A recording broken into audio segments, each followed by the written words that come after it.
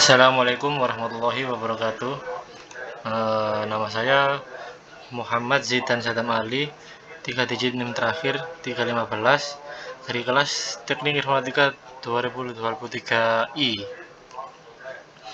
Jadi kali ini saya akan menjelaskan atau mempresentasikan tentang algoritma penjadwalan. Karena 2 digit NIM terakhir saya adalah 15, jadi saya kebagian di algoritma SJF, yaitu Shortest Job First. Langsung saja, algoritma ini adalah algoritma non preemptif dan tidak berprioritaskan atau tidak bisa diinterrupt. Algoritma ini sangat jarang digunakan. Algoritma ini menjadwalkan proses dengan waktu yang paling pendek untuk dijalankan terlebih dahulu. Jadi algoritma ini menggunakan cara akan mengerjakan proses yang lebih singkat waktunya untuk dikerjakan terlebih dahulu, dan yang paling lama akan dikerjakan yang paling terakhir. Dan algoritma penjadwalan ini merupakan algoritma penjadwalan yang preemptif, yaitu tidak bisa diinterrupt, tidak bisa disela gitu. Jika sudah mengerjakan satu proses, maka akan diselesaikan proses tersebut hingga tuntas, baru lanjut ke proses berikutnya yang waktunya juga paling sedikit atau paling cepat di antara proses-proses yang menunggu yang lain. Ini saya mengambil gambar chart dari presentasi dari Bapak dosen. Saya tinggal menjelaskan saja. Di sini kita lihat proses ID, waiting time, ada burst time. Nah, ini P1, P2, P3, P4 ini anggap saja ini waktu datangnya, arrival time. Jadi P1 ini datang terlebih dahulu, kemudian disusul dengan P2, P3, P4. Bukan, ini tidak ada arrival time. Jadi ini langsung terdapat 4 proses. Proses pertama membutuhkan burst time 6 ms, yaitu 6 milisecond. Proses kedua 8 milisecond, proses ketiga 7 milisecond, dan proses keempat itu 3 milisecond. Jika menggunakan algoritma penjadwalan SJF, yaitu Shortest Job First, tentu saja yang dikerjakan terlebih dahulu yaitu proses yang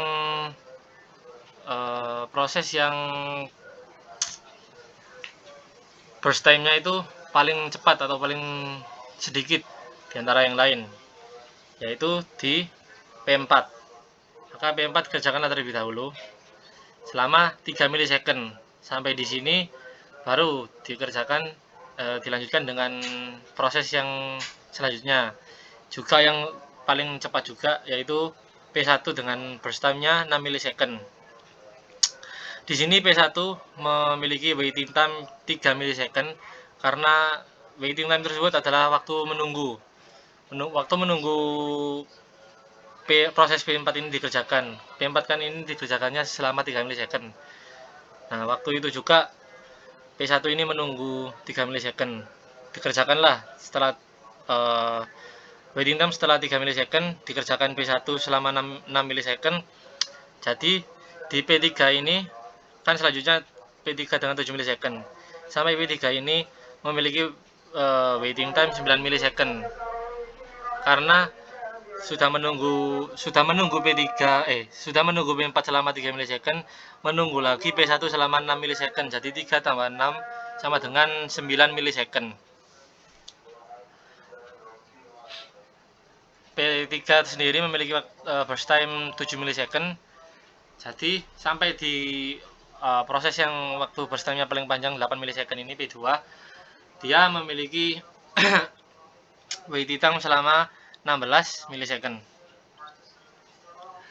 Nah, sampai sudah di P2 ini Kan P2 memiliki waktu 16 milisecond karena sudah ditambah dengan waktu menunggu dari P3 yaitu 7 milisecond. Jadi 3 ditambah 6 ditambah 7 yaitu 16 milisecond. P2 sendiri memiliki 8 milisecond. Jadi total dari ini average waiting time bisa dihitung dengan 3 ditambah 16, dihitung dari penjumlahan waiting time-nya masing-masing. 3, 9, 16 dan 0. 0 ini kan waiting time-nya si P4. Dia tidak menunggu sama sekali karena dia diproses terlebih dahulu, dieksekusi paling pertama. Jadi 3 tambah 16 tambah 9 ini tambah 0 dibagi 4 sama dengan 7 milisecond. Ini average waiting time-nya. Lalu kemarin juga sempat dijelaskan mengenai SJF yang bisa diinterrupt, SJF preemptive. Nah, ini baru terdapat arrival time-nya. Seperti P1, P2, P3, P4 yang seperti saya jelaskan tadi, terdapat arrival time juga selain burst time. Arrival time ini merupakan waktu sampai untuk siap dieksekusi atau diproses. 0 ini adalah arrival time, yaitu proses yang datang paling pertama, yaitu P1. Meskipun sebenarnya P1 ini memiliki burst time yang bukan paling sedikit. Burst time-nya dari P1 ini 8 milisecond. Masih ada yang lainnya yang lebih cepat atau lebih sedikit burst time-nya. Ada 4, ada 5 di P2 dan P4. Tapi karena P1 datang atau arrival time-nya di 0, maka P1 ini dijalankan terlebih dahulu.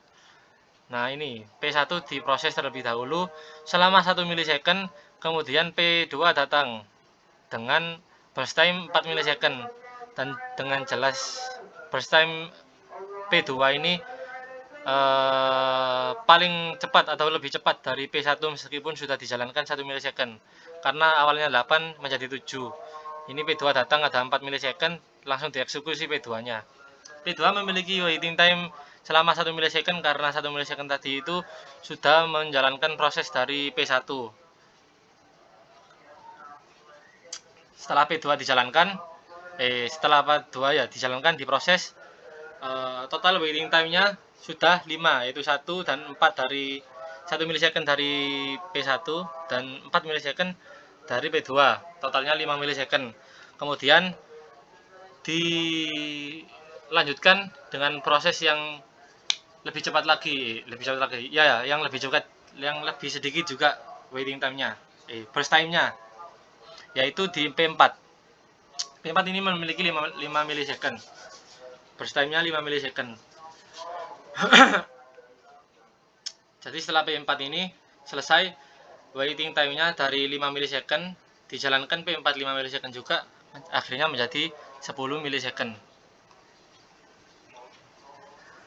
Setelah P4 yang memiliki burst time 5 milisecond ini dijalankan, diproses, tinggal P2 dan P3. P1 dan P3.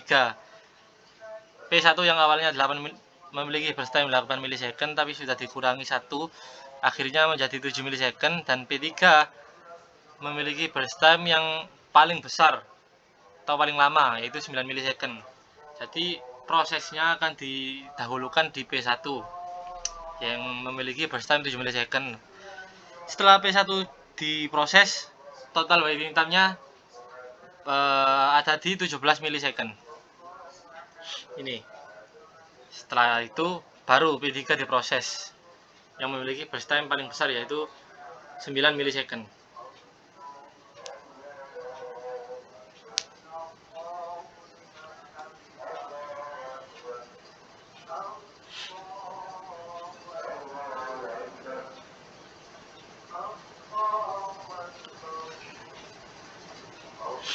Kita lihat average time-nya. Ini waiting time dari seperti hitungannya seperti yang tadi, cuma ini ada kurang-kurangannya karena dia ini ada interrupt tadi itu. Datangnya P2 yang lebih cepat, akhirnya di P1 itu di interrupt. Total average waiting time-nya jadi 6,5 milisecond. Jadi seperti itu inti dari algoritma penjadwalan SJF, yaitu shortest job first. Bisa kita lanjutkan. Di sini saya akan menjelaskan mengenai algoritma penjadwalan SJF. Memiliki penerapan yang luas di bidang kehidupan atau dan teknologi.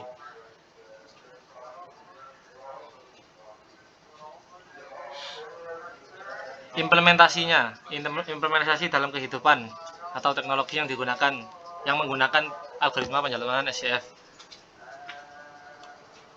Yang pertama yaitu ada sistem operasi. SJF itu adalah salah satu algoritma penjadwalan CPU yang umum digunakan dalam sistem operasi. Dalam sistem operasi, SJF digunakan untuk memilih proses yang memiliki waktu eksekusi terpendek selanjutnya untuk dijalankan oleh CPU. Hal ini membantu meningkatkan responsivitas sistem dan meminimalkan waktu tunggu. Yang kedua, terdapat manufaktur. SJF dapat diterapkan dalam jadwal produksi untuk memprioritaskan pekerjaan berdasar estimasi waktu pengerjaan. Dengan menerapkan SJF, perusahaan dapat mengoptimalkan penggunaan sumber daya dan mengurangi waktu proses produksi secara keseluruhan. Selanjutnya, rute pengiriman.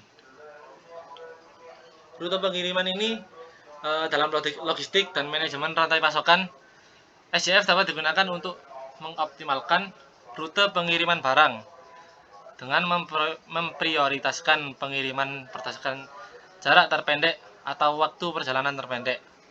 Perusahaan dapat mengurangi biaya pengiriman dan waktu pengiriman keseluruhan. Selanjutnya nomor 4 adalah jadwal karyawan.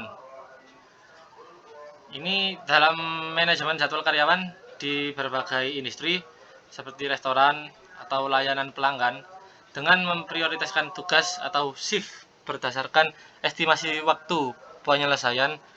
Manajer perusahaan tersebut dapat mengalokasikan sumber daya dengan lebih efisien dan mengurangi waktu tunggu karyawan. Yang kelima, sistem streaming video. Dalam sistem streaming video, SJF dapat digunakan untuk memprioritaskan pengiriman paket data berdasarkan estimasi waktu yang dibutuhkan untuk menghindari buffering atau penundaan. Nah, dengan menerapkan SJF, sistem streaming dapat memberikan pengalaman pengguna yang lebih lancar dan responsif. Selanjutnya, jadwal proyek.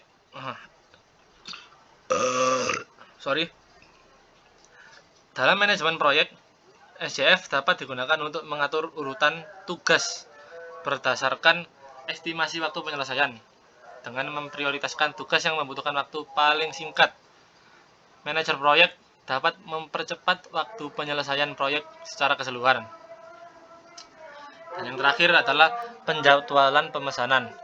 SJF dapat diterapkan dalam sistem pemesanan atau reservasi untuk memprioritaskan pesanan berdasarkan waktu eksekusi atau penyelesaian yang diharapkan. Dengan menggunakan SJF, perusahaan dapat mengoptimalkan pengaturan jadwal dan meningkatkan kepuasan pelanggan dengan meminimalkan waktu tunggu.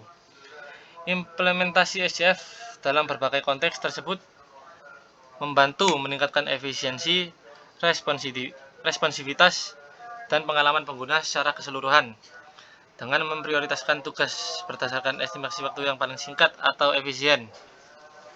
Tapi tentu saja SJF tidak selamanya efisien untuk digunakan dalam kehidupan sehari-hari atau dapat diimplementasikan di kehidupan nyata. Proses atau algoritma penjadwalan itu kan ada banyak. Nah, tidak juga tidak ada algoritma penjadwalan yang dapat digunakan atau efisien di semua bidang atau di semua contoh aspek kehidupan. Ada bidang yang lebih efisien menggunakan FIFO, ada yang lebih efisien menggunakan round robin, ada juga bahkan lebih efisien menggunakan SRF. Jadi penggunaan algoritma penjadwalan itu kondisional, tergantung dengan bagaimana cara kerja bidang yang akan kita lakukan sebagai proses penjadwalan tersebut. Segitu saja penjelasan dari saya, kurang dan lebihnya saya mohon maaf. Terima kasih. Assalamualaikum warahmatullahi wabarakatuh.